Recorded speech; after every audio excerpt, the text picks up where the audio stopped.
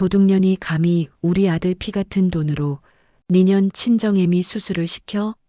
손님으로 꽉 찬 식당 한가운데 짝 하는 소리가 울려 퍼졌어요. 시어머니는 다짜고짜 제 뺨을 때리고 머리채를 휘어잡으며 악을 썼는데요. 제가 뼈 빠지게 번 돈으로 아픈 친정엄마 수술비 고작 100만 원 보냈다는 게 그 이유였죠. 저는 바락바락 악을 쓰는 시어머니의 손목을 확 뿌리치고 그 자리에서 보란듯이 휴대폰을 꺼내 들었습니다. 과연 누가 진짜 도둑년일까요? 웃으며 딱 한마디 하고 시모 통장으로 매달 꽂히던 용돈 200만 원 자동이체부터 남편 놈이 긁고 다니던 제 명의의 신용카드까지 싹 다 정지 버튼을 눌러버렸죠. 10년을 호구처럼 맞춰줬더니 제 피땀을 지들 권리인 줄 알던 시댁 식구들을 피눈물 흘리게 만들어준 그날의 짜릿한 참교육 스토리. 지금부터 속 시원하게 털어놔 볼게요. 매일 새벽 4시 아직 어둠이 짙게 깔린 거리를 나서며 차가운 새벽 공기를 크게 들이마십니다. 남들은 한창 달콤한 잠에 빠져 있을 시간이지만 저는 시장 상인들과 반갑게 인사를 나누며 싱싱한 식재료를 술에 한가득 싣고 제 식당으로 향하죠. 억척스럽게 끓여낸 육수 냄새가 옷가지에 깊게 밴 30줄의 여자, 바로 제 이야기랍니다. 이마에 맺힌 땀방울을 소매로 쓱 닦아내며 뜨거운 불 앞을 지키는 제 모습이 누군가에게는 고단해 보일지 몰라도 저는 제 손으로 일군 이 가게를 정말 끔찍이도 아끼고 사랑했죠. 20살 무렵부터 제 삶은 그야말로 치열한 생존의 연속이었습니다.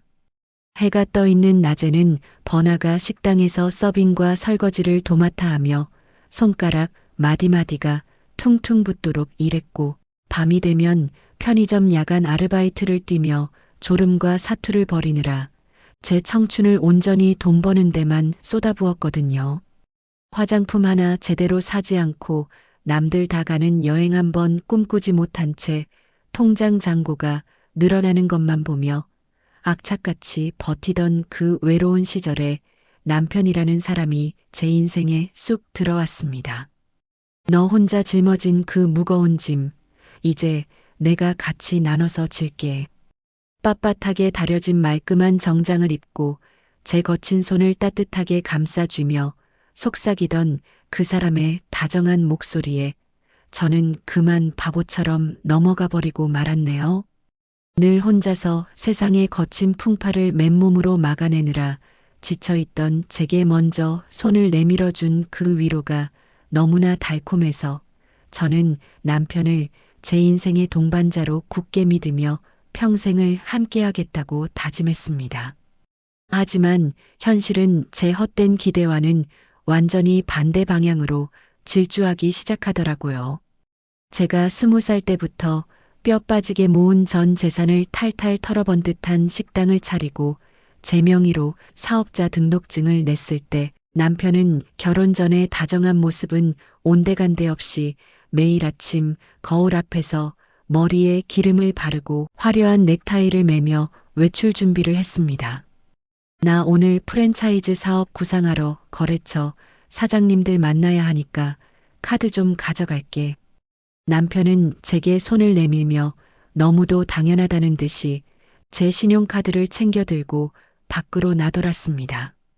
가게 주방에서 양파를 까며 눈물을 훔치고 펄펄 끓는 뚝배기를 나르며 종일 동동거리는 저를 뒤로 한 채 남편은 매일 밖에서 도대체 무슨 대단한 사업을 하는지 제 돈을 물쓰듯 긁고 다녔죠.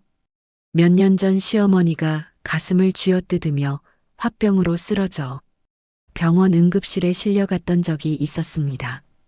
핏기가 가신 얼굴로 누워있는 시어머니를 보며 남편은 눈물을 뚝뚝 흘리더니 자신이 평소 알고 지내던 지인에게 아주 큰 돈을 투자받아서 드디어 번듯한 식당을 차리게 되었다고 어머니의 귀에 대고 새빨간 거짓말을 늘어놓았습니다. 병실밖 복도로 저를 끌고 나온 남편은 차가운 바닥에 무릎을 꿇고 제 두 손을 싹싹 비비며 콧물까지 흘리며 애원했어요. 평생 빚에 시달리며 고생만 한 우리 엄마, 아들이 드디어 성공했다는 그 착각 하나로 지금 겨우 숨붙이고 웃어. 나 같은 못난 불효자 목숨 한번 살려주는 셈치고. 제발 이번만 그 환상 안 깨지게 장단 좀 맞춰줘라. 남편은 제 치맛자락을 붙잡고 바닥에 머리를 조아리며 교묘하게 제 동정심을 자극하며 눈물로 호소했습니다. 저 역시 홀어머니 밑에서 자라며 어머니의 주름진 얼굴을 볼 때마다 가슴 한구석이 아려오는 애틋함을 너무나 잘 알기에 바닥에 엎드린 남편의 초라한 정수리를 보며 짠한 마음이 덜컥 들어 결국 기꺼이 그 거짓말에 장단을 맞춰주기로 결심했죠. 그날 이후 시어머니는 식당 카운터에 마치 본인이 회장님이라도 되냥 거들먹거리며 앉아서 저를 향해 삿대질을 해댔습니다. 우리 아들이 피땀 흘려번 돈으로 차린 식당인데 넌 거저 먹으니 네가 몸으로라도 때워서 갚아야지. 시어머니가 턱을 치켜들고 매서운 눈초리로 제게 막말을 쏟아부을 때마다 저는 그저 속으로 깊은 한숨을 삼키며 불쌍한 노인네의 헛된 착각이라 여기고 꾹꾹 참아 넘겼습니다. 매일 반복되는 억지스러운 핍박과 고된 육체 노동에 지쳐갈 즈음 저는 잠시 주방 구석에 쪼그려 앉아 앙치마 주머니에서 스마트폰을 꺼내 들었습니다. 화면에 뜬 고등학교 시절 단짝 친구 수진이의 연락처를 물끄러미 바라보다가 혹시라도 남편 흉을 보게 될까봐 그리고 제 비참한 현실을 들킬까봐 씁쓸한 입맛을 다시며 화면을 끄고 주머니에 쑤셔 넣었어요. 며칠 전 남편은 구청에 급하게 내야 할 서류가 있다며 제 눈을 피한 채 다급한 목소리로 말하며 제 신분증과 인감도장을 빌려갔습니다. 저는 아무런 의심 없이 서랍 깊숙한 곳에서 인감도장을 꺼내 남편의 손에 쥐어주며 서류 처리 잘하라고 당부했었죠. 그러던 어느 날 아침 친정엄마가 오랫동안 앓고 계시던 백내장 증세가 심해져 급하게 수술을 받아야 한다는 소식을 전해 들었습니다. 덜컥 내려앉는 가슴을 쓸어내리며 저는 과거 그 지독하게 가난했던 살림 속에서도 제 라식 수술을 먼저 시켜주셨던 엄마의 깊고 한없는 은혜를 떠올렸습니다. 엄마의 굽은 등과 거칠어진 손마디가 눈앞에 아른거려 저는 망설임 없이 은행앱을 켜서 기쁜 마음으로 수술비에 조금이라도 보태시라고 현금 100만 원을 송금했어요. 오전 11시가 넘어가자 시어머니는 오늘도 어김없이 집에 혼자 있으니 심심하다며 화려한 꽃무늬 블라우스를 펄럭이며 식당 문을 열고 들어왔습니다. 시어머니는 당연하다는 듯이 식당 중앙에 제일 좋은 자리를 차지하고 앉아 제게 시원한 물을 내오라며 손가락을 까딱거렸습니다. 물 한 잔 가져오고 네 핸드폰 좀 다오. 어제 저녁에 연속극 마지막 부분을 놓쳐서 마저 봐야겠다. 시어머니는 카운터 쪽에 서 있는 저를 향해 손을 내밀며 호통을 쳤고 저는 바쁜 와중에도 군말 없이 제 핸드폰을 넘겨드리고 주방으로 뛰어들어갔습니다. 눈코 뜰 새 없이 바쁜 점심 장사가 몰아치고 이마를 타고 흐르는 땀을 수건으로 닦아내며 홀의 빈 그릇들을 산더미처럼 수레에 쌓아 정리한 뒤 지친 몸을 이끌고 카운터로 돌아온 순간이었습니다. 갑자기 의자에서 벌떡 일어난 시어머니가 씩씩거리며 다가오더니 다짜고짜 손을 번쩍 들어 올려 제 왼쪽 뺨을 매섭게 후려치는 게 아니겠어요? 짝 하는 파열음이 식당 안을 가득 채웠고 저는 고개가 획 돌아가며 얼얼한 통증에 눈앞에 별이 번쩍이는 것을 느꼈습니다. 제가 미처 상황을 파악하기도 전에 시어머니는 억센 소나기로 제 머리채를 휘어잡고 이리저리 흔들어대기 시작했습니다. 이 은혜도 모르는 도둑년이 감히 내 아들 피 같은 돈을 뒤로 빼돌려 시어머니는 식당에서 식사하던 손님들이 놀라 숟가락을 내려놓고 쳐다보는데도 아랑곳하지 않고 목에 핏대를 세우며 악을 썼습니다. 시어머니의 다른 손에는 제 핸드폰이 꽉 쥐어져 있었고 화면에는 제가 친정엄마에게 수술비 100만 원을 송금한 메시지와 엄마가 고맙다며 보내온 애틋한 답장 화면이 떡하니 띄워져 있었어요. 남의 휴대폰을 함부로 뒤져보고 눈이 완전히 뒤집힌 시어머니는 비열하게 입꼬리를 올리며 제 친정엄마가 보낸 문자를 하나하나 비꼬는 목소리로 큰 소리로 읽어 내려가기 시작했습니다. 우리 딸 고생해서 번 돈인데 미안해서 어쩌노? 아주 꼴값들을 떨고 자빠졌네. 우리 아들이 밤낮으로 뼈 빠지게 번 돈을 내년 친정 애미 수술비로 갖다 바쳐?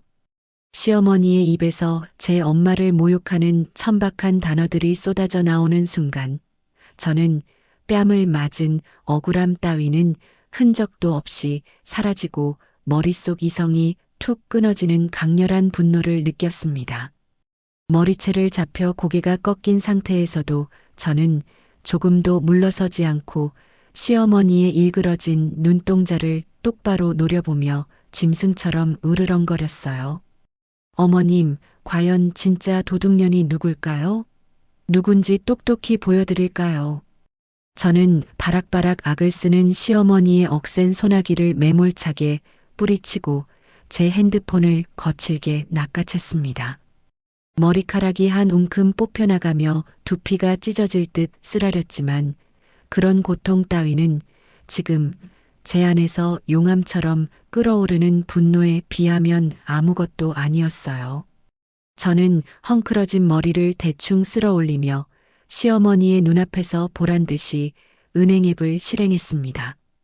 손가락이 미세하게 떨렸지만 저는 망설임 없이 화면을 꾹꾹 눌러 매달 시어머니의 통장으로 꼬박꼬박 들어가던 용돈 200만 원의 자동이체 항목을 찾아내 단칼에 해지 버튼을 눌러버렸어요. 방금 어머님 통장으로 꼬박꼬박 들어가던 용돈 끊었어요. 이제 제 돈으로 편하게 호의호식할 생각 꿈도 꾸지 마세요.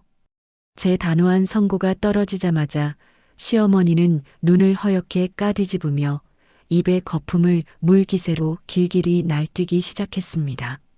네가 단단히 미쳤구나. 우리 아들이 피땀 흘려 식당에서 버는 돈인데 내 깎게 감히 주제도 모르고 그 돈줄을 끊어.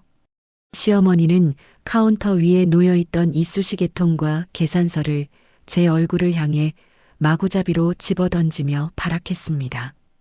이쑤시개들이 바닥으로 우수수 쏟아지는 소리와 함께 저는 허탈한 웃음을 터뜨리며 시어머니의 코앞까지 성큼성큼 다가갔어요. 더 이상 불쌍한 노인네의 헛소리를 참고 들어줄 인내심은 제게 단 한 줌도 남아있지 않았거든요. 어머님, 아들이 돈을 대요? 이 식당 보증금부터 권리금, 인테리어 비용까지 전부 제가 10년 동안 피 토하며 모은 제 돈이고 사업자 명의도 제 이름으로 되어 있어요. 당신 아들은 10원 한 장 벌어본 적 없는 무능력한 백수라고요. 제가 숨겨왔던 진실을 날카로운 비수처럼 꽂아넣자 시어머니의 얼굴이 순식간에 잿빛으로 변했습니다. 하지만 시어머니는 덜덜 떨리는 손으로 카운터를 짚으며 끝까지 현실을 부정하려 안간힘을 썼어요. 거짓말 마라. 우리 똑똑하고 잘난 아들이 그럴 리가 없어. 니년이 내 아들 등골을 빼먹으려고 아주 작정을 하고 생사람을 잡는구나. 시어머니는 제 말을 믿지 못하겠다는 듯 고개를 마구 흔들더니 급기야 옆 테이블에 놓인 시원한 물컵을 들어 제게 냅다 끼얹었습니다. 차가운 물이 제 얼굴과 앞치마를 적시며 뚝뚝 떨어졌지만 저는 눈 한 번 깜빡이지 않고 꼿꼿하게 서서 그 추악한 발악을 온몸으로 받아냈습니다. 식당 안에 손님들이 웅성거리며 수군대는 소리가 들려왔지만 저는 아랑곳하지 않고 젖은 얼굴을 소매로 거칠게 닦아내며 턱을 치켜들었어요. 시간이 흘러 식당 밖으로 어스름한 저녁 노을이 깔릴 무렵 출입문 종소리가 울리며 남편이 콧노래를 흥얼거리며 번듯한 양복 차림으로 식당에 들어섰습니다. 남편의 얼굴을 보자마자 구석자리에 쪼그려 앉아 씩씩거리던 시어머니가 총알처럼 튀어나가 남편의 바짓가랑이를 붙잡고 바닥에 주저앉아 대성통곡을 시작했어요. 아이고, 내 팔자야. 저 독한 며느리년이 내 뺨을 치고 머리채를 쥐어뜯더니 급기야 네가 대주던 돈줄까지 끊어버렸다. 당장 저 미친년 내쫓아.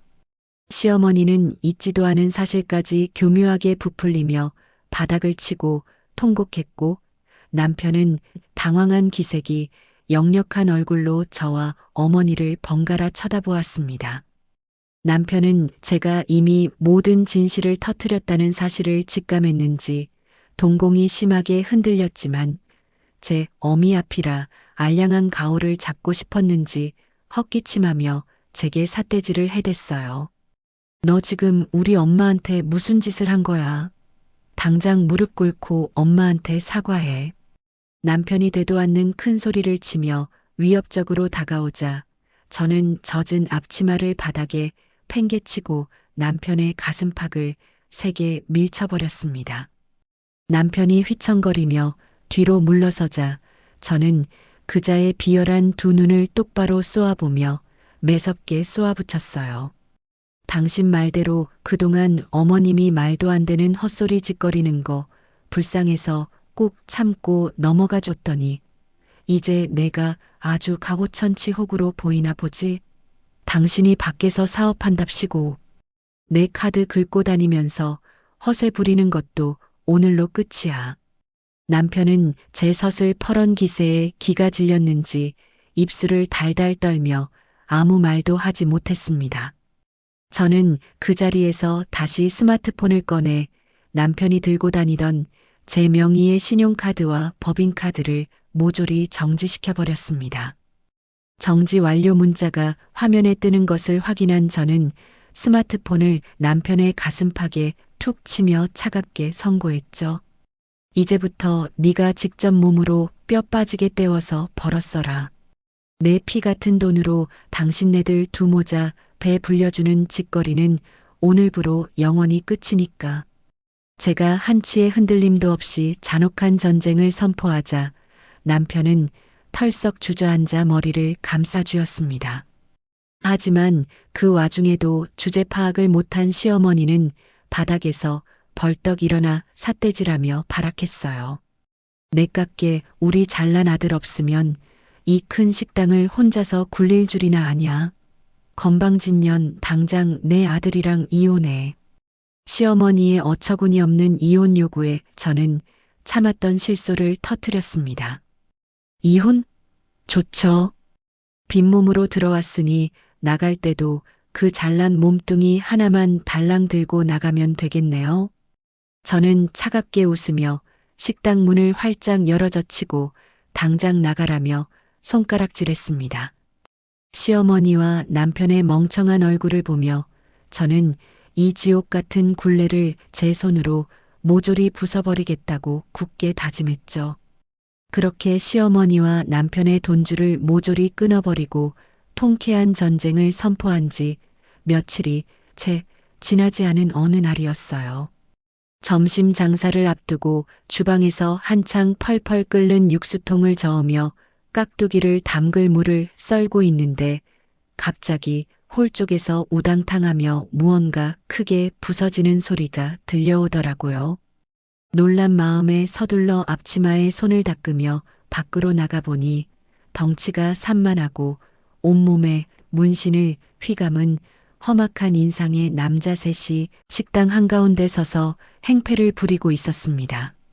그중 가장 앞에 선 남자가 신고 있던 구두 발코로 멀쩡한 빈 의자를 걷어차 내동댕이 치더니 카운터 위를 주먹으로 내리치며 여기 정태호 사장 당장 튀어나오라고 목에 핏대를 세우며 고함을 지르더라고요. 식당 구석에서 밑반찬을 세팅하던 우리 이모님들은 겁에 질려 구석으로 뒷걸음질을 치며 바들바들 떨고 있었고 저는 밀려오는 불안감을 애써 억누르며 두 주먹을 꽉 쥐고 당당하게 그 남자들 앞을 가로막아 섰죠. 제가 이 식당의 진짜 사장이고 명의자이니 소란 피우지 말고 무슨 일인지 말하라고 또박또박 따져 묻자 흉터난 얼굴의 남자는 코웃음을 치더니 안주머니에서 꼬깃꼬깃하게 접힌 서류 뭉치를 꺼내 제 얼굴 코앞에 거칠게 들이밀었습니다. 그 서류의 맨 윗장을 확인하는 순간 저는 하마터면 다리에 힘이 풀려 주저앉을 뻔했어요. 다름 아닌 우리 식당의 임대차 보증금을 통째로 담보로 잡고 무려 1억 원이라는 거금을 빌려갔다는 대부업체의 차용증이었거든요. 떨리는 손으로 서류를 건네받아 찬찬히 살펴보니 거기에는 분명히 제 남편의 이름, 석자와 함께 제가 주방 서랍 깊숙한 곳에 소중히 보관해 두었던 제 인감도장이 선명하게 찍혀 있었습니다. 그제야 며칠 전 남편이 세금 정산 문제로 구청에 급하게 내야 할 서류가 있다며 제 눈을 피한 채 다급한 목소리로 신분증과 도장을 빌려갔던 그날의 기억이 머릿속을 스치고 지나가며 모든 퍼즐이 소름 끼치게 맞춰지더라고요. 남편은 평소에 동네 상인회나 주변 술집을 돌아다니며 자기가 이 대박 식당의 실질적인 오너라며 고급 양복을 빼입고 온갖 허세를 부리고 다녔는데 사채업자들마저 그 번듯한 겉모습과 남편이 임의로 파고 다녔던 가짜 대표 명함에 감쪽같이 속아 넘어간 거였어요. 제 인감도장을 도용해 임대차 계약서의 명의를 교묘하게 위조하고 그것도 모자라 저 몰래 식당을 통째로 빚더미에 올려놓은 뒤 본인은 연락을 끊고 쥐새끼처럼 꽁꽁 숨어버린 것이었죠. 사채업자들은 부부 사이에는 일상가사대리권이라는 게 있으니 남편이 진 빚은 아내인 당신이 당연히 대신 갚아야 한다며 제 멱살을 잡을 듯이 윽박질렀고 저는 입술을 피가 나도록 꽉 깨물며 당장 경찰을 부르겠다고 맞서며 그들을 억지로 가게 밖으로 몰아냈습니다. 그들이 돌아가고 난 뒤 저는 덜덜 떨리는 손으로 은행과 관공서를 미친 듯이 뛰어다니며 남편의 최근 금융거래 내역과 대출금의 향방을 샅샅이 뒤조사하기 시작했어요. 남편이 그토록 입에 달고 살며 제 카드를 긁어대던 프랜차이즈 사업 구상이라는 말은 처음부터 끝까지 새빨간 거짓말이었습니다. 대부업체에서 빌린 1억 원이라는 피 같은 돈은 사업 자금은커녕 모조리 강남의 최고급 룸살롱 결제 대금과 상간녀에게 바치는 명품 가방, 외제차 할부금으로 줄줄 새어 나가고 있었더라고요. 제가 20살 때부터 손가락이 휘도록 불판을 닦고 남들이 먹다 남긴 잔반을 치우며 뼈와 살을 갈아 만든 제 전 재산을 다른 여자와 질펀하게 놀아나는데 가져다 바쳤다는 사실을 두 눈으로 확인하자 억장이 무너지는 것을 넘어 헛구역질이 왈칵 쏠렸습니다. 식당 화장실 세면대를 양손으로 부여잡고 찬물로 세수를 하며 저는 이 쓰레기 같은 인간을 절대 용서하지 않겠다고 내 모든 것을 걸고 철저하게 짓밟아 주겠다고 거울 속에 제 두 눈을 똑바로 보며 독하게 맹세했죠. 하지만 위기는 거기서 끝이 아니었어요. 며칠 뒤 점심시간이 한창 무르익어 손님들이 식당을 가득 채우고 있을 무렵 머리부터 발끝까지 화려한 명품으로 휘감은 젊은 여자가 진한 향수 냄새를 풍기며 당당하게 식당 문을 열고 들어오더라고요. 여자는 홀을 분주하게 뛰어다니는 저를 위아래로 훑어보더니 비릿한 조소를 흘리며 카운터 앞을 가로막아 섰습니다. 본인이 태호 오빠가 만나는 사람이라며 자기소개를 한 그 상간녀는 오빠가 조만간 이 구질구질한 식당 명의를 자기 이름으로 싹 바꿔서 깨끗하게 리모델링해 준다고 약속했으니 본처인 아줌마는 이제 그만 구질구질하게 미련 갖지 말고 짐 쌀 준비나 하라며 손님들이 다 듣는 앞에서 아나무인으로 행패를 부리기 시작했죠. 여자의 팔목에 달랑거리는 번쩍이는 금팔찌와 어깨에 맨 로고가 선명한 명품 가방이 모두 제 식당 보증금을 빼돌려 산 것이라는 걸 알기에 저는 당장이라도 카운터에 소금통을 집어 저 여자의 얼굴에 뿌려버리고 싶은 충동을 억누르느라 숨을 헐떡여야만 했습니다. 기가 막힌 건 마침 그 시간에 돈을 붙이라며 닭달하러 온 시어머니가 식당 문을 열고 들어오다 그 광경을 목격했다는 사실이에요. 보통의 상식을 가진 시어머니라면 자기 아들의 가정을 파탄낸 상간녀의 머리채를 잡아 끌어내야 마땅하건만 돈줄이 끊겨 독이 잔뜩 올라있던 시어머니는 오히려 며느리인 저보다 훨씬 싹싹하게 팔짱을 끼며 교태를 부리는 상간녀의 거짓말에 홀딱 넘어가 버리더라고요. 시어머니는 상간녀의 두 손을 덥석 부여잡고는 아이고 우리 며느리 될 아가씨가 아주 인물도 훤하고 복스럽게 생겼다며 제 속을 박박 긁어대기 시작했습니다. 원래 큰이라는 남자는 밖에서 사업하다 보면 예쁜 여자도 만나고 바람 좀 피울 수도 있는 건데 본처라는 년이 집구석에서 남편 기나 팍팍 죽이고 돈줄이나 끊어대니 우리 불쌍한 아들이 숨막혀서 밖으로 도는 거 아니냐며 도리어 저를 향해 삿대질하며 고래고래 소리를 질렀죠. 사채업자들은 매일같이 험악한 놈들을 보내 식당 입구에 진을 치고 담배꽁초를 바닥에 뱉어대며 영업을 방해했고 식당 안에서는 시어머니와 상간녀가 번갈아 찾아와 진상을 부려대니 동네에 흉흉한 소문이 도는 건 시간 문제였어요. 단골 손님들은 눈치를 보며 식사를 반도 마치지 못한 채 황급히 자리를 떴고 매일 점심때마다 길게 늘어서던 웨이팅 줄은 온데간데 없이 사라지며 식당 매출은 그야말로 반이반 토막이 나버리며 곤두박질 쳤습니다. 매일 텅 빈 홀을 멍하니 바라보며 이대로 내 인생의 전부인 식당이 무너지는 건 아닌지 극심한 스트레스에 시달렸고 밤마다 억울함에 가슴을 치며 잠을 이루지 못해 머리카락이 한 움큼씩 빠질 지경이었거든요. 그 와중에 남편과 시어머니는 일말의 양심조차 내다버린 채 뻔뻔하게 내용 증명 우편 하나를 식당으로 보내왔습니다. 서류 봉투를 뜯어보니 거기에는 합의 이혼서와 함께 기가 막힌 조건들이 줄줄이 적혀 있었어요. 자기들이 깔끔하게 이혼 도장을 찍어줄 테니 위자료 명목으로 식당 지분의 절반을 정확히 남편 명의로 넘기고 당장 쓸 현금 5천만 원을 통장으로 입금하라는 내용이었죠. 자신이 저지른 사기 대출은 쏙 빼놓고 오히려 제 피땀을 끝까지 쥐어짜내겠다는 그 악마 같은 합의안을 읽어내려가며 저는 덜덜 떨리는 손으로 그 서류를 갈기갈기 찢어 쓰레기통에 처박아 버렸습니다. 이대로 무너져서 내 피와 땀이 고스란히 묻어있는 이 소중한 공간을 저 인간말종 쓰레기들에게 절대 빼앗길 수는 없었어요. 저는 식당 바닥에 주저앉아 눈물이나 짜내는 대신 당장 구청으로 달려가 식당의 진짜 원본 임대차 계약서와 제 명의로 된 사업자 등록증을 떼어왔습니다.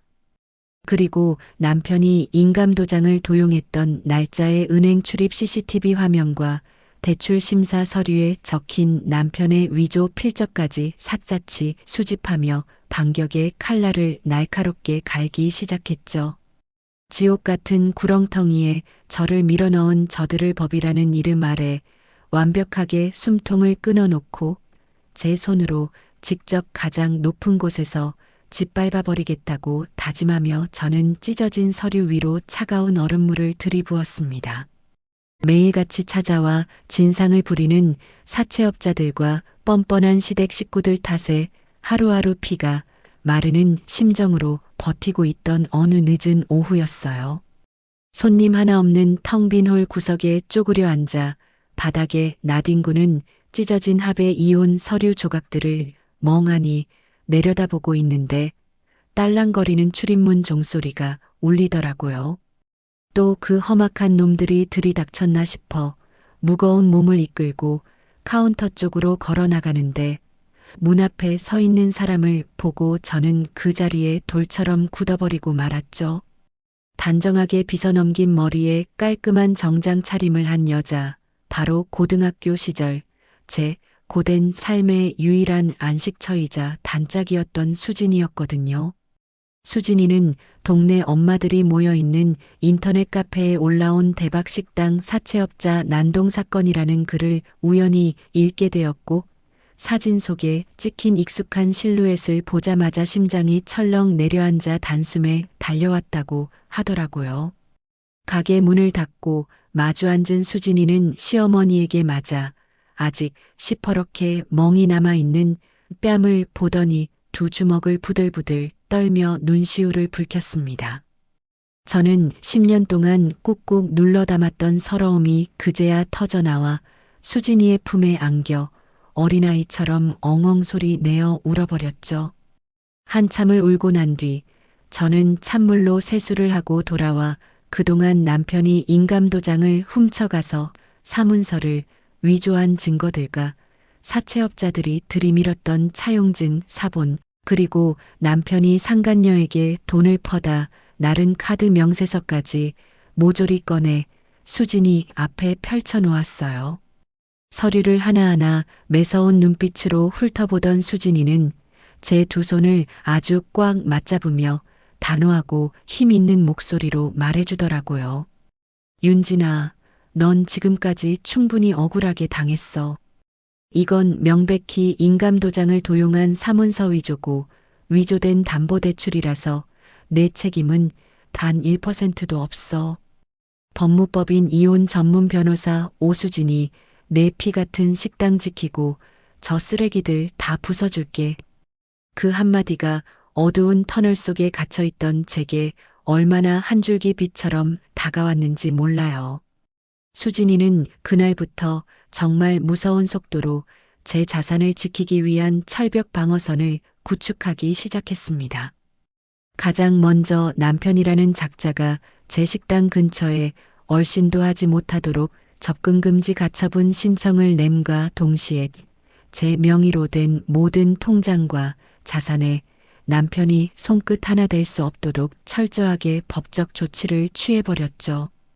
게다가 남편이 상간녀에게 가져다 바친 명품 가방과 외제차 그리고 수천만 원의 현금에 대해서도 불법 원인 급여 반환 및 손해배상 청구 조송을 걸어버렸어요.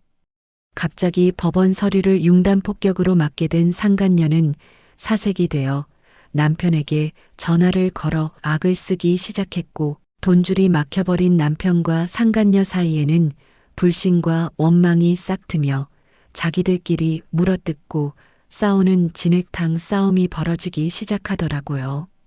며칠 뒤 수진이는 번듯한 변호사 배지를 달고 저와 함께 식당 카운터에 당당히 앉아 어김없이 행패를 부리러 찾아온 덩치 큰 사채업자들을 정면으로 맞이했습니다. 수진이는 남편이 대출 서류를 위조했다는 명백한 증거 자료들과 위조 필적 감정서를 사채업자들 코앞에 들이밀며 얼음장처럼 차가운 목소리로 쏘아붙였죠. 이 대출 계약은 명백한 사문서 위조로 성립된 원천 무효 계약입니다. 내 의뢰인은 일상 가사대리권의 범위를 넘어선 이 불법 대출에 대해 단 10원 한 장 갚을 의무가 없으니 돈을 받고 싶으면 도장 훔쳐간 정태호 개인을 찾아가서 직접 받아내시죠. 한 번만 더 이 식당에 찾아와서 영업 방해를 하면 그 즉시 업무방해죄와 협박죄로 경찰에 넘겨버리겠습니다.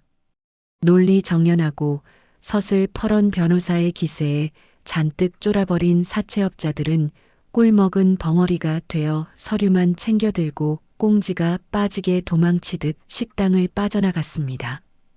알터니가 쑥 빠진 것처럼 속이 다 시원해지며 막혔던 숨통이 트이는 기분이었거든요. 그렇게 한 고비를 넘기고 다시 앞치마를 질끈 묶으며 영업 준비를 하고 있는데 주방 뒷문이 열리며 낯익은 실루엣이 들어오더라고요.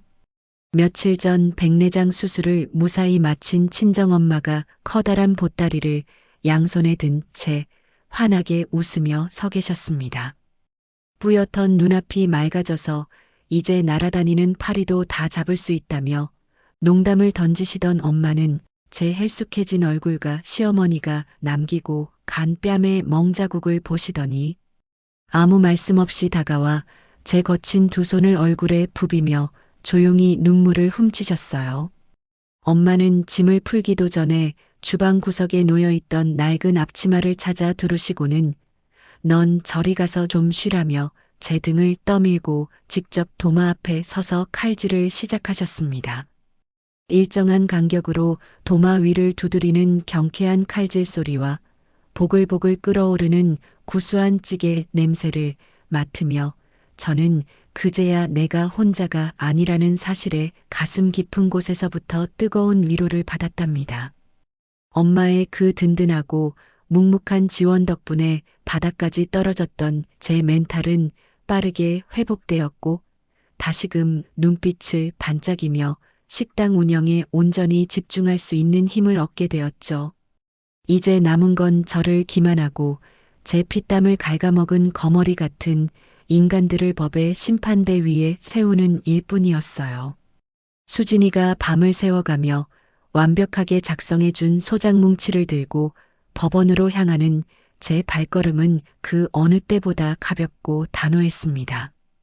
저는 전 남편이 될 그 인간과 시어머니를 상대로 이혼 소장과 사문서 위조 형사 고발장, 그리고 수천만 원에 달하는 위자료 청구 소송 서류를 한날 한시에 동시에 날려버렸거든요. 네가 훔쳐간 도장으로 빌린 그 빚 평생 네 몸으로 떼워서 갚아.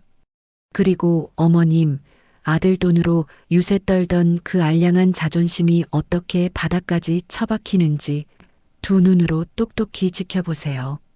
며칠 후 자신들이 저를 내쫓고 식당의 절반을 차지할 수 있을 거라 헛된 망상에 빠져있던 전 남편과 시어머니는 우편함에 꽂힌 두툼한 법원 서류 뭉치를 받아들고는 그 자리에서 다리에 힘이 풀려 주저앉았다는 소식을 들었죠.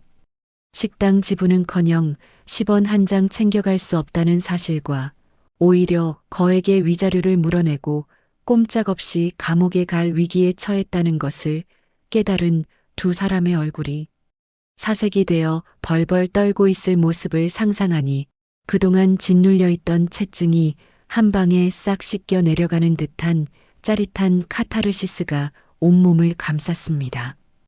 이제 진짜 반격의 서막이 올랐다는 생각에 저는 주방의 불을 더욱 거세게 당기며 당당하게 턱을 치켜들었습니다. 이혼 소송과 얽히고 설킨 법적 공방이 한창 불을 뿜으며 진행되는 동안 저는 흔들리는 멘탈을 다잡고 오로지 식당 주방의 도마 앞을 굳건하게 지켰습니다. 오히려 이 도끼품은 에너지를 전부 요리에 쏟아부어야겠다는 오기가 생겨서 친정엄마와 매일 밤 코피를 쏟아가며 새로운 메뉴 개발에 매달렸어요. 어릴 적 비가 줄기차게 새던 비좁은 단칸방 시절 엄마가 시장에서 얻어온 자투리 고기와 푹 익은 묵은지를 숭숭 썰어 넣고 가마솥에 끓여주시던 그 추억의 찌개를 우리 식당만의 비법으로 응용해 보기로 한 거죠. 엄마의 거칠어진 손끝에서 나오는 그 깊고 묵직한 손맛에 제가 10년 동안 현장에서 치열하게 쌓아 올린 깔끔한 육수배합 비율을 더하니 뚝배기 안에서 바글바글 끓어오르는 찌개 냄새만 맡아도 잃어버렸던 입맛이 확 돌아올 만큼 기가 막힌 신메뉴가 탄생하더라고요. 마침 근처를 지나가던 유명 먹방 유튜버가 카메라를 들고 우연히 우리 식당에 들러 그 신메뉴를 맛보게 된 것이 엄청난 기폭제가 되었습니다. 한 숟가락 크게 떠서 입에 넣은 유튜버는 두 눈을 동그랗게 뜨더니 카메라를 향해 엄지를 번쩍 치켜 세우며 어머니의 깊은 정성과 피땀이 고스란히 녹아들어간 진짜 백이찜 맛집이라고 극찬을 아끼지 않았어요. 그 영상이 인터넷에 올라가자마자 조회수가 폭발적으로 터지면서 식당 앞은 매일 아침 문을 열기도 전부터 전국 각지에서 몰려든 손님들로 골목 끝까지 웨이팅 줄이 길게 늘어서는 진풍경이 벌어졌죠. 홀을 가득 채운 손님들이 뚝배기 바닥까지 싹싹 긁어먹고 만족스러운 얼굴로 배를 두드리며 나갈 때마다 저는 카운터에서 터질 듯이 쏟아지는 매출 전표를 쥐고 세상을 다 가진 듯한 짜릿한 희열을 맛보았습니다. 반면에 제 인감도장을 훔쳐다 사채를 끌어다 쓴 전 남편의 인생은 그야말로 시궁창 밑바닥으로 속절없이 곤두박질 치고 있었죠. 사채업자들의 살벌한 빚 독촉과 협박에 시달리던 그 인간은 멀쩡한 집 놔두고 동네 후미진 찜질방과 PC방을 전전하며 도망자 신사로 전락해버렸거든요. 매일같이 제 카드를 긁어대며 상간녀에게 사다 바치던 돈줄이 완벽하게 끊겨버리자 머리부터 발끝까지 명품으로 휘감고 사모님 행세를 하던 그 여자는 안면을 싹 바꾸고 남편을 쓰레기 봉투 버리듯 매몰차게 차버렸습니다.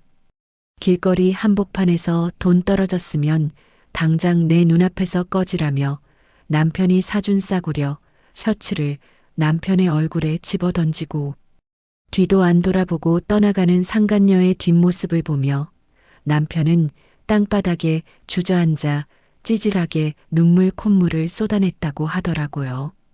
결국 수중에 밥 사 먹을 돈만 원 한 장 남지 않은 남편은 며칠 감지 못해 기름기가 좔좔 흐르는 떡진 머리와 꾀죄죄한 몰골을 하고 식당 앞을 기웃거리기 시작했습니다.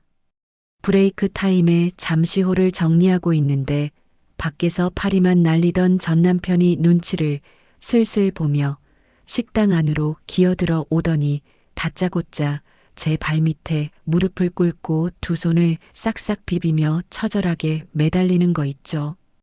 윤진아, 내가 진짜 단단히 미쳤었나 봐.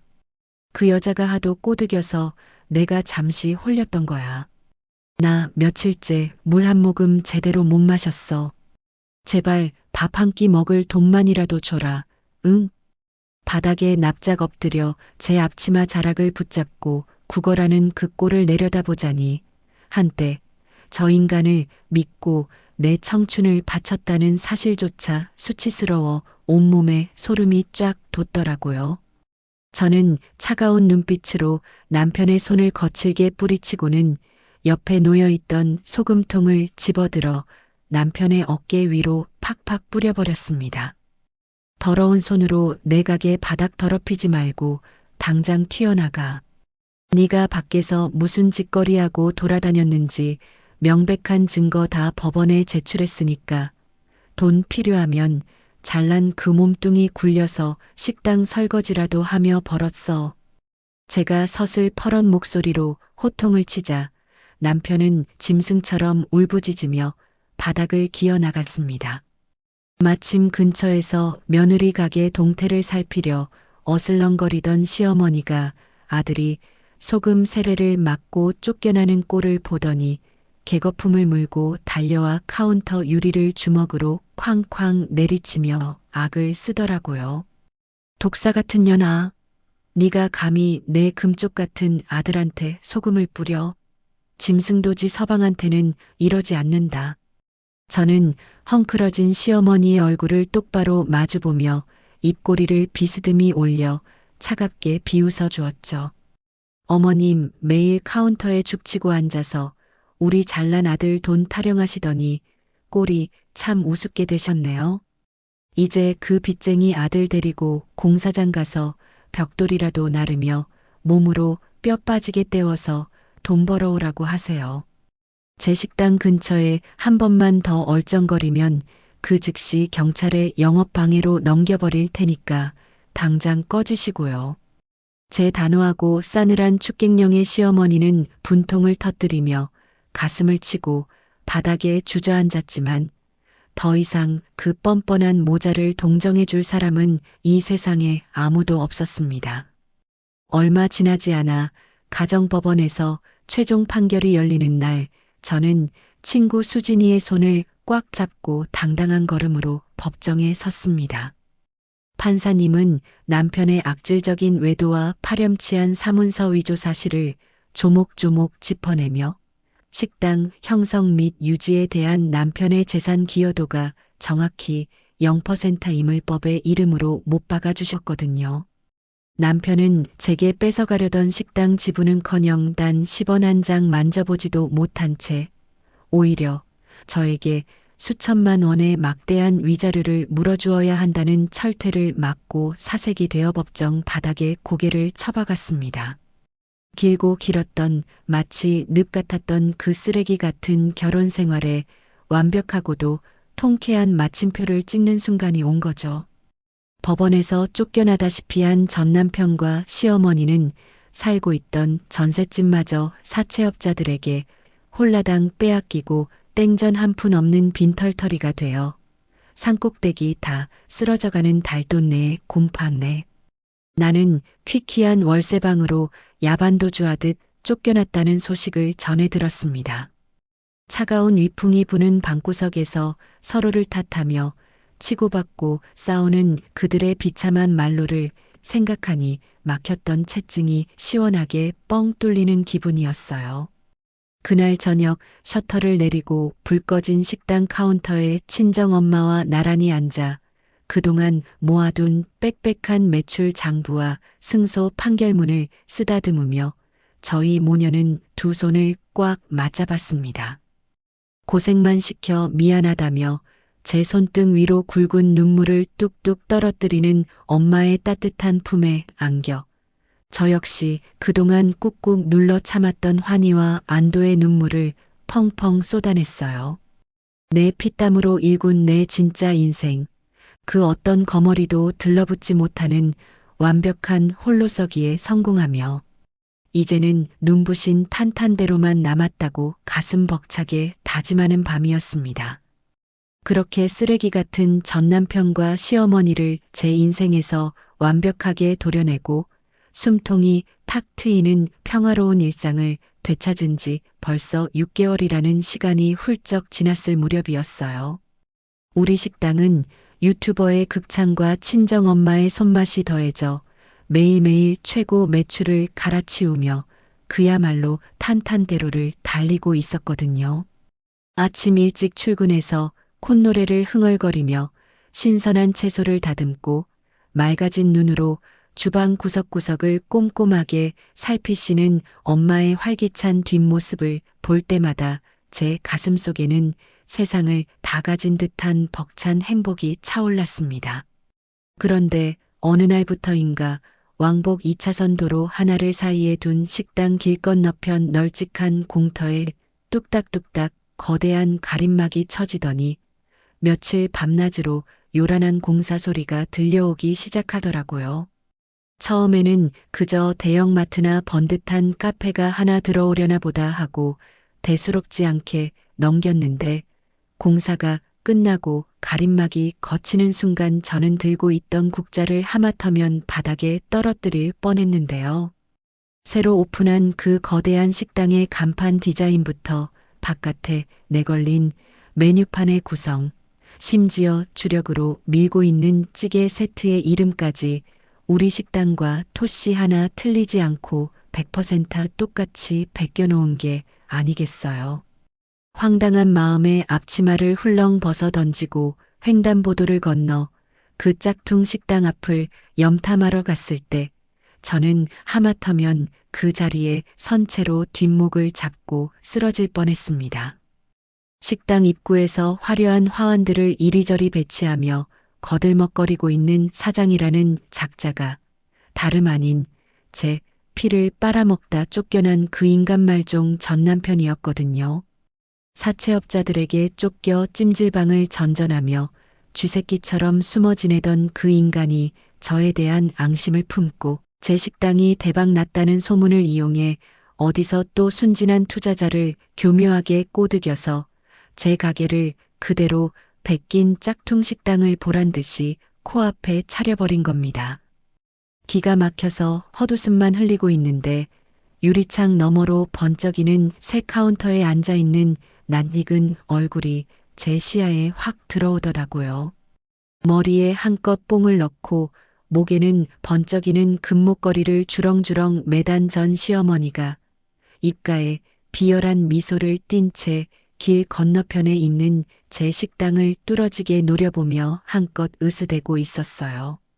며느리 돈줄 끊기고 달동네 단칸방으로 쫓겨나 매일 밤 난동을 부리던 그 뻔뻔한 모자가 남의 피땀을 도둑질해서 또다시 남의 돈으로 호의호식하며 제 코앞에서 알량한 복수국을 펼치고 있었던 거죠. 그뿐만이 아니었어요. 짝퉁 식당의 주방 쪽에서 뒷문으로 몰래 담배를 피우러 나오는 남자를 보는 순간 저는 뒤통수를 커다란 망치로 세게 얻어맞은 듯한 엄청난 충격에 휩싸였습니다. 우리 식당에서 제 밑에서 가장 오래 일하며 저와 손발을 맞췄던 서브 주방장이 제 눈치를 슬슬 살피며 황급히 고개를 숙이고 담배를 비벼 끄더라고요. 그제야 모든 퍼즐이 소름 끼치게 맞춰졌습니다. 전 남편은 저와 이혼 소송을 벌이며 짐을 뺏어 나가던 날 주방 한 구석에 제가 목숨처럼 아끼며 적어두었던 레시피 노트를 몰래 훔쳐서 달아났던 거예요.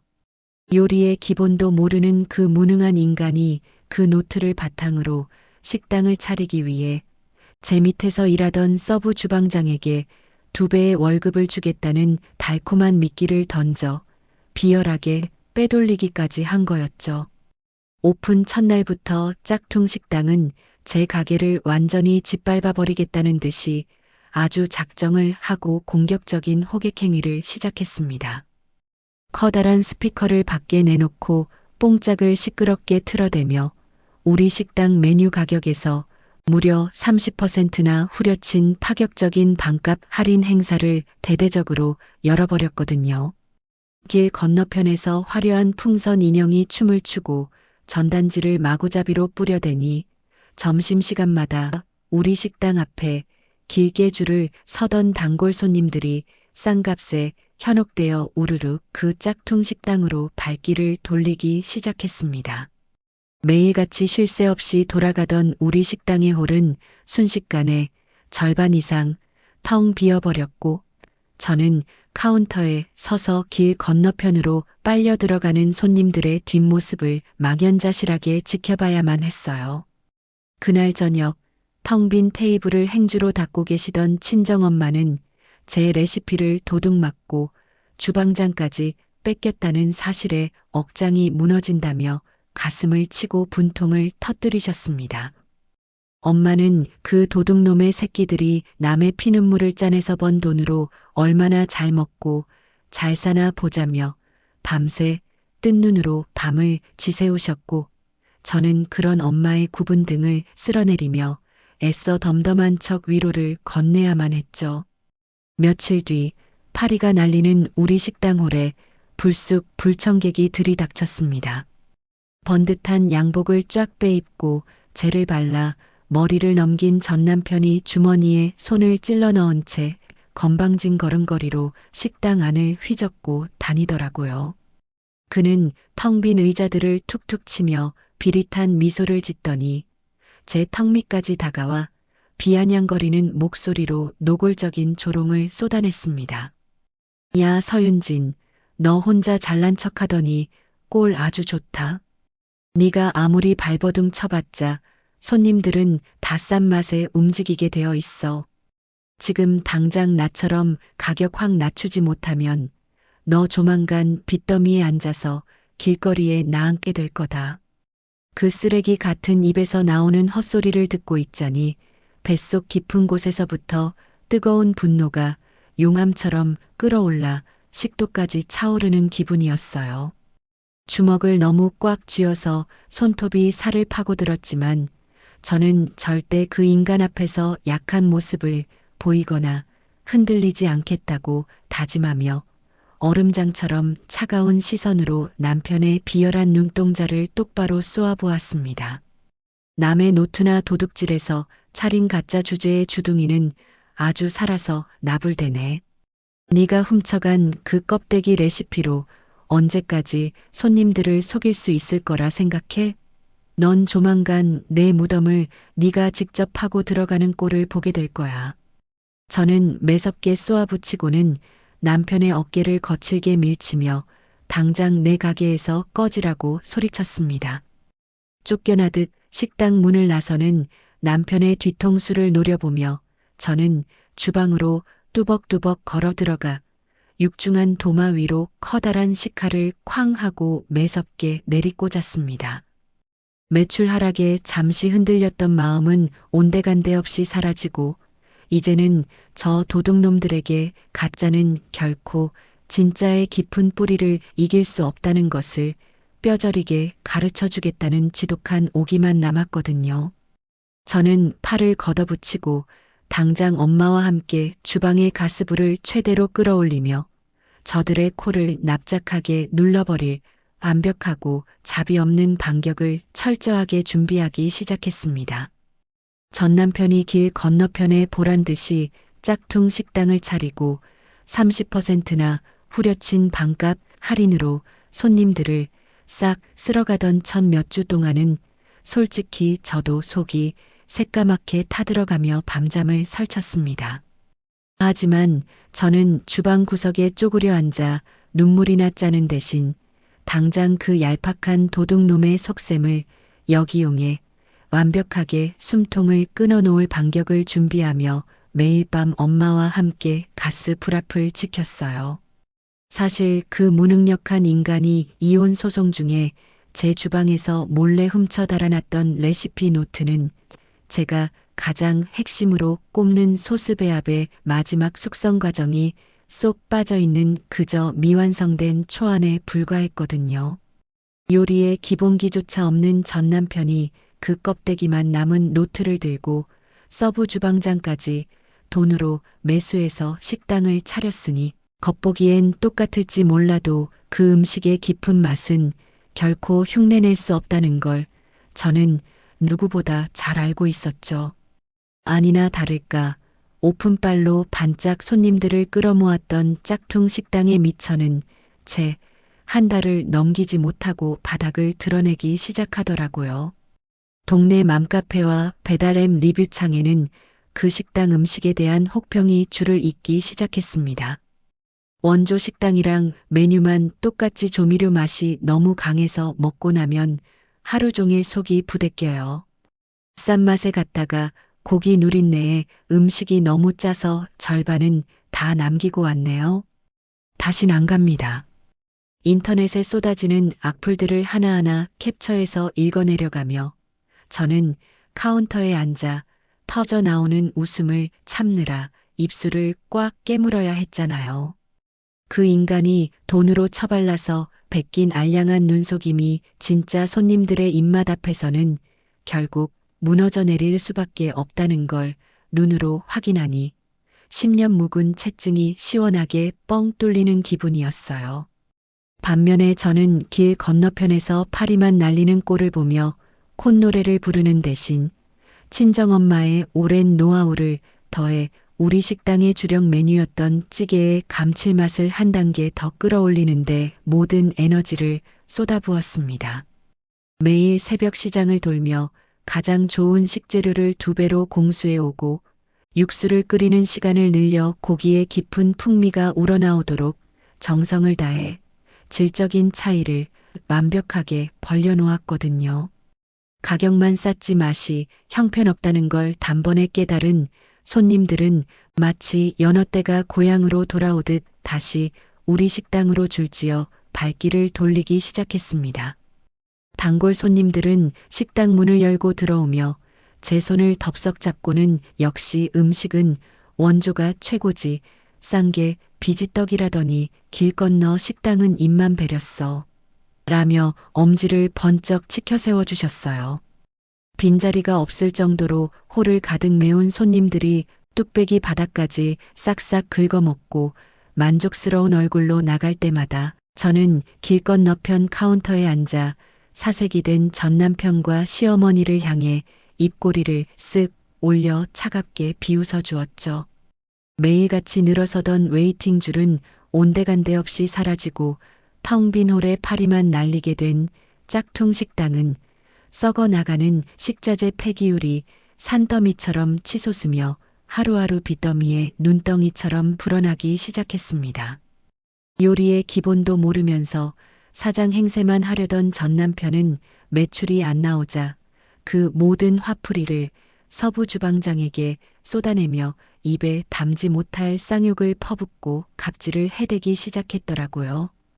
그 인간의 더러운 성질머리를 견디다 못한 서부 주방장은 결국 어느 늦은 밤 우리 식당 뒷문으로 몰래 숨어들어와 제 발밑에 무릎을 꿇고 엉엉 소리 내어 울며 처절하게 사과를 하는 거 있죠. 사장님, 제가 돈에 눈이 멀어서 짐승만도 못한 짓을 저질렀습니다. 그 정태호 사장이 자기가 전처 레시피 노트를 훔쳐왔으니 저보고 돈 2배 줄 테니 똑같이 만들라고 꼬드겼어요. 서부 주방장은 덜덜 떨리는 손으로 제게 휴대폰 하나를 내밀었습니다. 그 안에는 전 남편이 제 레시피를 도용하고 훔쳐서 짝퉁 식당을 차렸다는 사실을 자랑스럽게 떠벌리며 지시를 내리는 명백한 자백 녹취록이 고스란히 담겨 있었어요. 녹음 파일 속에서 남편의 비열한 목소리가 재생되는 순간 저는 주먹을 너무 꽉 쥐어 손톱이 살을 파고들었지만 입가에는 짜릿한 승리의 미소가 번지고 있었습니다. 다음 날 아침 저는 당장 변호사 친구 수진이의 사무실로 달려가 서부 주방장이 넘긴 녹취록과 짝퉁 식당의 메뉴판 사진 그리고 인터넷에 떠도는 악평들을 모조리 쏟아놓았어요. 수진이는 눈을 반짝이며 당장 전 남편을 영업비밀 침해에 따른 부정경쟁방지법 위반 및 절도 혐의로 경찰서에 고발장을 날려버렸고 그 인간이 훔쳐간 제 지적 재산에 대해 억대의 손해배상 청구 소송까지 단숨에 걸어버렸습니다. 법원과 경찰서에서 동시에 날아온 소환장을 받아든 전 남편은 다리에 힘이 풀려 주저앉았다는 소식이 동네에 쫙 퍼졌고 설상가상으로 짝퉁 식당에 거액의 돈을 댔던 투자자들마저 매일같이 파리만 날리는 매출 장부를 확인하고 눈이 완전히 뒤집혀 버렸거든요. 투자자들은 식당 한가운데로 들이닥쳐 전 남편의 번듯한 양복 멱살을 쥐어잡고 내 돈 당장 토해내라며 기물을 때려 부수고 난동을 부리기 시작했습니다. 전 남편은 살려달라며 바닥을 기어다녔고 카운터에 앉아 사모님 행세를 하던 시어머니는 사색이 되어 구석에 찌그러져 벌벌 떨고 있었죠. 결국 길 건너편 그 화려했던 짝퉁 식당은 오픈한 지 고작 3개월 만에 치솟는 월세와 인건비를 감당하지 못하고 야반도주하듯 간판불을 끄고 셔터를 굳게 닫아버렸습니다. 식당 출입문에는 빨간색 압류 딱지가 덕지덕지 붙었고 시어머니는 굳게 닫힌 셔터문 앞에 주저앉아 보증금마저 홀라당 떼인 채 빚쟁이들에게 둘러싸여 가슴을 치고 울부짖으며 처참한 꼴을 당하더라고요. 저는 길 건너편에서 그 모자의 비참한 몰락을 하나도 빠짐없이 두 눈에 똑똑히 새겨 넣으며 알치마에 묻은 밀가루를 툭툭 털어내고 홀가분하게 돌아섰습니다. 남의 피눈물을 쥐어짜고 도둑질해서 쌓아 올린 가짜 성벽이 얼마나 우습게 무너져 내리는지 그 어떤 꼼수와 거짓말도 제 10년의 땀방울이 녹아든 진짜배기 정성을 결코 이길 수 없다는 것을 완벽하게 증명해낸 가슴 벅찬 순간이었죠. 길 건너편 짝퉁 식당의 셔터가 요란한 소리를 내며 굳게 닫히고 그 위에 붉은색 압류 딱지가 덕지덕지 붙은 풍경을 매일 아침 출근길마다 두 눈에 생생하게 담으며 저는 콧노래를 흥얼거렸습니다. 얄팍한 도둑놈들이 남의 피눈물을 쥐어짜서 차린 가짜 식당이 무너져 내리는 과정은 오히려 우리 식당이 흉내낼 수 없는 진짜 백이 찐 맛집임을 전국적으로 완벽하게 증명해주는 엄청난 전화위복이 되었거든요. 가짜를 응징하고 살아남은 원조 식당이라는 소문이 인터넷과 방송을 타고 순식간에 퍼져나가면서 매일 오픈 시간 전부터 전국 각지에서 몰려든 손님들이 골목 끝을 돌아 큰 길까지 줄을 서는 경이로운 진풍경이 벌어지기 시작했죠. 어느 날 점심 장사의 거센 폭풍이 한 차례 지나가고 카운터에서 앞치마를 탁탁 털어내며 정리하고 있는데 말끔한 정장 차림의 남자 2명이 다가와 아주 정중하게 허리를 숙이며 제게 명함을 내밀더라고요. 다름 아닌 국내에서 내로라 하는 최고급 유명 백화점 본점의 식품관 기획자들이었죠. 그들은 우리 식당의 독보적인 감칠맛과 뚝심 있는 철학을 높이 평가한다며 당장 다음 달에 백화점 푸드코트 메인 자리에 입점해 달라는 파격적인 조건의 계약서를 제 코앞에 펼쳐놓았습니다. 백화점 입점을 시작으로 전국 단위의 가맹점 문의가 폭주하면서 저는 동네 골목 상권의 억척스러운 국밥집 사장에서 번듯한 프랜차이즈 법인을 설립한 주식회사의 대표이사로 완벽하게 날아오르게 되었는데요. 새롭게 얻은 널찍하고 쾌적한 본사 사무실에서 대표이사 명패를 어루만지며 첫 결제 서류에 제 이름 석자를 힘차게 휘갈겨 쓰고 고개를 들었을 때 응접실 소파에 앉아 저를 지켜보시던 친정엄마와 눈이 딱 마주쳤습니다. 과거 비가 줄기차게 새던 단칸방에서 제 입에 고기 한 점 더 넣어주시겠다고 뼈가 부서져라 막리를 하시던 우리 엄마는 번듯한 기업의 대표가 된 딸의 늠름한 모습을 보시더니 그동안의 모진 고생을 까맣게 잊으신 듯 얼굴 가득 환하고 눈부신 미소를 지어 보이셨어요. 엄마의 주름진 눈가에 고인 맑은 눈물을 제 엄지손가락으로 꾹꾹 닦아드리며 저는 드디어 우리 모녀의 기나긴 터널에 완벽한 빛이 들어왔음을 가슴 벅차게 실감했습니다. 반면에 제 피땀을 도둑질해서 알량한 성벽을 쌓아 올리려 했던 전 남편은 결국 제 무덤을 깊게 파고 그 안으로 완벽하게 처박히고 말았습니다. 수진이가 날린 고소장과 짝퉁 식당 투자자들의 고발이 동시에 터지면서 그 인간은 영업비밀 침해와 절도 그리고 수억 원대 사기 혐의로 두 손에 차가운 수갑을 차고 철창 신세를 지는 신세로 전락해버렸거든요.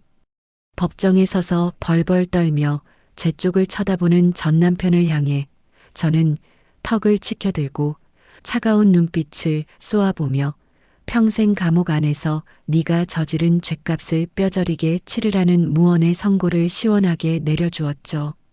그 인간은 출소하더라도 평생 입에 풀칠하기도 힘들 만큼 막대한 빚더미를 짊어진 채 영원히 빚쟁이들에게 쫓겨다니는 처참한 지옥 속에서 살아가게 될 겁니다. 며느리 식당 카운터에 진짜 회장님이라도 된 양 거들먹거리게 앉아 공짜 밥을 축내며 제 뺨을 후려치던 전 시어머니의 말로는 그야말로 비참함 그 자체였어요. 하늘처럼 믿고 떠받들던 금쪽 같은 아들이 구속되어 감옥에 들어가고 보증금마저 압류당해 빈털터리로 쫓겨나자 시어머니는 당장 오늘 저녁 먹을 쌀 한 톨 쌀 돈조차 없어 길거리를 헤매기 시작했습니다. 한때 자기가 고급 사모님 행세를 하며 빳빳하게 고개를 쳐들고 돌아다니던 우리 동네 식당들을 비참한 몰골로 전전하며 허리가 끊어지도록 불판을 닫고 산더미처럼 쌓인 설거지 알바라도 시켜달라며 사장들 바짓가랑이를 붙잡고 구걸하는 처지로 완벽하게 굴러떨어졌더라고요. 그 초라하고 구부정한 시어머니의 뒷모습을 우연히 차창 너머로 목격한 날 저는 창문을 끝까지 꾹 닫아 올리며 마지막 남은 먼지 한 톨의 동정심마저 미련 없이 털어내버렸습니다. 늦은 밤 영업이 모두 끝나고 반짝반짝하게 윤이 나는 쾌적한 본점 식당의 한가운데 서서 저는 과거 시어머니에게 뺨을 맞고 머리채를 쥐어 뜯겼던 그날의 기억을 조용히 되짚어 보았습니다. 친정엄마의 백내장 수술비로 보냈던 그 100만 원이라는 돈과 그로 인해 벌어졌던 끔찍한 난동이 당시에는 제 하늘이 무너지는 비극인 줄만 알았거든요. 하지만 지금 돌아보니 그 사건은 제 인생을 갉아먹고 있던 썩은 동아줄을 단칼에 끊어내준 가장 고맙고 눈부신 일이었죠. 요리와 장사에서 알량한 꼼수와 비열한 거짓말은 결코 진심이 꾹꾹 담긴 땀방울을 이길 수 없다는 진리를 온몸으로 겪어냈기에 제 두 다리는 그 어느 때보다 단단하게 땅을 딛고 서 있습니다. 새로운 아침이 밝아오고 두 배로 넓어지고 세련된 식당 본점의 문을 활짝 열어젖히며 저는 든든한 유니폼을 맞춰 입은 우리 직원들과 함께 주먹을 불끈 쥐고 힘차게 파이팅을 외칩니다. 제가 꼿꼿한 허리를 펴고 당당하게 서 있는 카운터의 가장 한가운데에는 수술 후 시력이 맑아진 친정엄마가 시장을 돌고 돌아 직접 골라 선물해 주신 눈부시게 화사한 난초 화분이 싱그러운 잎사귀를 뽐내며 놓여 있습니다. 우리 아들 돈으로 거저 먹으니 네가 몸으로라도 때워서 갚아야지. 과거 저를 향해 쏟아지던 그 모욕적인 조롱과 멸시의 말들을 완벽하게 짓밟아버린 저는 오직 제 억척스러운 피와 땀으로 정직하게 일궈낸 내 인생의 진짜 주인이 되어 세상 그 누구보다 당당하고 눈부신 미소를 지어 보입니다. 가슴을 활짝 펴고 홀을 향해 걸어나가는 제 발걸음 위로 쏟아지는 아침 햇살이 오늘따라 유난히 더 따뜻하고 찬란하게 반짝입니다. 지금까지 참 길고 다사다난했던 제 인생 이야기 끝까지 귀 기울여 들어주셔서 정말 감사해요. 혹시라도 과거의 저처럼 앞이 보이지 않는 캄캄한 터널 속에서 홀로 억울하게 눈물 짓고 계신 분이 있다면 제 이야기가 아주 작은 위로와 다시 일어설 수 있는 용기가 되었으면 좋겠네요. 아무리 지독한 비바람이 몰아쳐도 꿋꿋하게 버티며 내 땀방울을 믿고 나아가면 반드시 눈부시고 찬란한 아침이 밝아온다는 거 꼭 기억해 주셨으면 해요. 여러분의 하루하루에도 늘 따뜻한 밤냄새처럼 포근하고 행복한 일들만 가득하시기를 진심으로 응원할게요. 늘 건강하시고 행복하세요. 네, 오늘 준비한 사연은 여기까지입니다.